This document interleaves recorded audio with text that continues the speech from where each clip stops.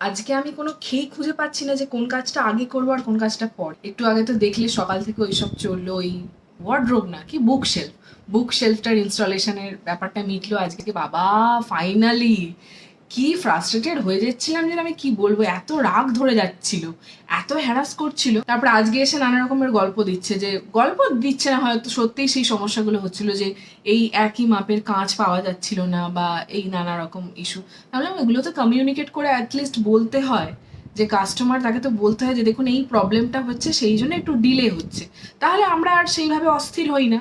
তো সেই কমিউনিকেটটাই তো আপনারা করছিলেন না। তো আমি বললাম, যাই হোক, বাইরে জোর বৃষ্টি আসবে একটু পরেই যা মনে হচ্ছে। আজকে আমি ফেস ট্র্যাকার দিয়ে ভিডিও করছি, এই বোধহয় প্রথম আমি ফেস ট্র্যাকার দিয়ে ভিডিও, আগেও করেছি বাট করে আপলোড করবো আর কি। তো এটা আমি এখন খালি করব ওয়ার্ডরোবটা, তার কারণ ওয়ার্ডরোবের ম্যাটারটা না মেটালে আমি ওয়ালপেপারের ব্যাপারটা করতে পারছি না। দেখতেই পাচ্ছ ইনকমপ্লিট রয়েছে এখনো পর্যন্ত, এই যে ইনকমপ্লিট রয়েছে এখনো পর্যন্ত। আগে ওয়ার্ডরোবটা করবো নাকি আগে দেওয়ালটা ওয়ালপেপারটা মিটিয়ে নেবো সেটা দেখছি চিন্তা ভাবনা করে, কিন্তু দুটোর জন্যই আগে এটাকে পুরোপুরি খালি করতে হবে, নাহলে এদিকে সরানো যাবে না।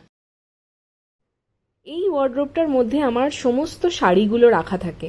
ওপরের থাকে কিছু এরকম হ্যাঙ্গারে ঝোলানো থাকে, আর কিছু কিছু শাড়ি পাট করে নিচের তাকে রাখা থাকে। তো সমস্ত আজকে খালি করছি, তারপর দেখা যাক আগে ওয়ালপেপারটা দেওয়ালে করে নেব নাকি কি করব বুঝতে পারছি না।